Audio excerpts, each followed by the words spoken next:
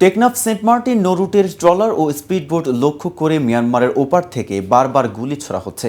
তাই কর্তৃপক্ষের সিদ্ধান্তে বিকল্প হিসেবে উপকূল দিয়ে সেন্ট মার্টিনে খাদ্য সামগ্রী সহ নিত্য প্রয়োজনীয় পণ্য নিয়ে ট্রলার চলাচলের সিদ্ধান্ত হয়।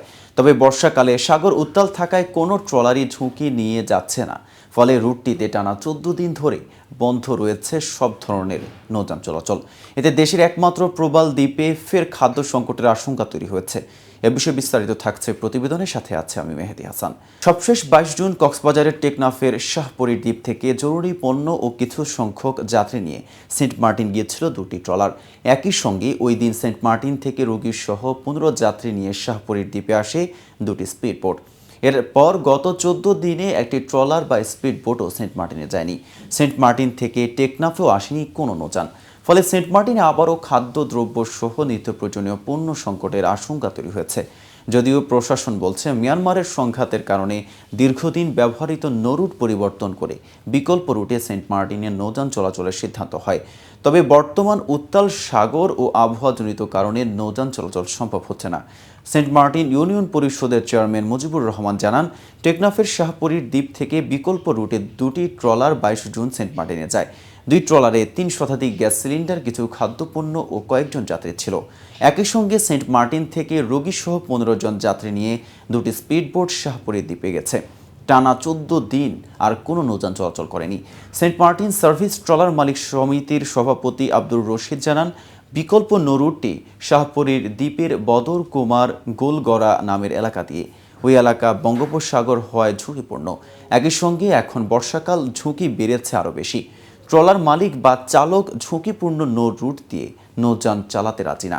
সেন্ট মার্টিন স্পিডবোট মালিক সমিতির সভাপতি ও সেন্ট মার্টিন ইউনিয়নের প্যানেল চেয়ারম্যান খোরশেদ আলম জানান, উত্তাল সাগর হওয়ায় বিকল্প পথটি স্পিডবোট ব্যবহারের উপযোগী না। টেকনাফ উপজেলা নির্বাহী কর্মকর্তা মোহাম্মদ আদনান চৌধুরী বলেন, খাদ্য সংকট নিরসনে নাফ নদীর পরিবর্তে বঙ্গোপসাগরের টেকনাফ উপকূল দিয়ে সেন্ট মার্টিনে খাদ্য সামগ্রী সহ নিত্য প্রয়োজনীয় পণ্য নিয়ে ট্রলার চলাচলের অনুমতি দেওয়া হলেও সাগর উত্তাল থাকায় কোনো ট্রলার ঝুঁকি নিয়ে যাচ্ছে না। এ অবস্থায় কি করা যায় তা বিবেচনা করা হচ্ছে। উল্লেখ্য, মিয়ানমারের চলমান সংঘাতের জেরে 1 জুন বিকেলে টেকনাফ থেকে সেন্ট মার্টিনের উদ্দেশ্যে রওনা হওয়া পণ্যবাহী 10 যাত্রীর এক ট্রলারকে লক্ষ্য করে নাইখিংদিয়া এলাকা থেকে গুলি বর্ষণ করা হয়। এছাড়া 5 জুন সেন্ট মার্টিনের স্থগিত হওয়া একটি কেন্দ্রে টেকনাফ উপজেলা পরিষদের ভাইস চেয়ারম্যান পদের ফলাফল নির্ধারণের জন্য ভোট গ্রহণ হয়। আনুষ্ঠানিকতা শেষে ফেরার পথে দায়িত্বরত ম্যাজিস্ট্রেট সহ নির্বাচনে সংশ্লিষ্ট কর্মকর্তা কর্মচারীদের ট্রলারকে লক্ষ্য করে একই পয়েন্টে ফের গুলি করা হয়। 8 জুন আরও এক ট্রলারকে লক্ষ্য করে গুলি করা হয় একই পয়েন্টে। সর্বশেষ 11 জুন একটি স্পিড বোটকে লক্ষ্য করে গুলি বর্ষণ হয়। প্রতিটি গুলি বর্ষণের ঘটনাই বাংলাদেশের অভ্যন্তরীণ জলসীমায় ঘটেছে। গুলি বর্ষণের এসব ঘটনায় হতাহত না হলেও নিরাপত্তার কথা বিবেচনা করে টেকনাফ সেন্ট মার্টিন রুটে নৌযান চলাচল বন্ধ হয়ে যায়। এতে দ্বীপে খাদ্য সংকট ও জরুরি আসা যাওয়ার ক্ষেত্রে প্রতিবন্ধকতা তৈরি হয়। 12 জুন কক্সবাজার জেলা প্রশাসনের জরুরি সভায় বঙ্গোপসাগরকে ব্যবহার করে যাত্রীদের আসা যাওয়া ও পণ্য নিয়ে যাওয়ার সিদ্ধান্ত হয়। 13 জুন থেকে টেকনাফের সাবরাং মুন্ডারডির উপকূল ব্যবহার করে শুরু হয় যাত্রীদের আসা যাওয়া। 14 জুন কক্সবাজার শহর থেকে দ্বীপে পণ্য নিয়ে যায় জাহাজ, আর বিকল্প পথ হিসেবে শাহপরী দ্বীপ ও সেন্ট মার্টিনে সীমিত পরিসরে কিছু নৌযান চলাচলের সিদ্ধান্ত হয়।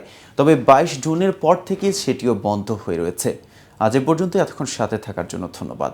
নিত্য নতুন সংবাদের আপডেট পেতে টেলিভিশনের সাথেই থাকুন।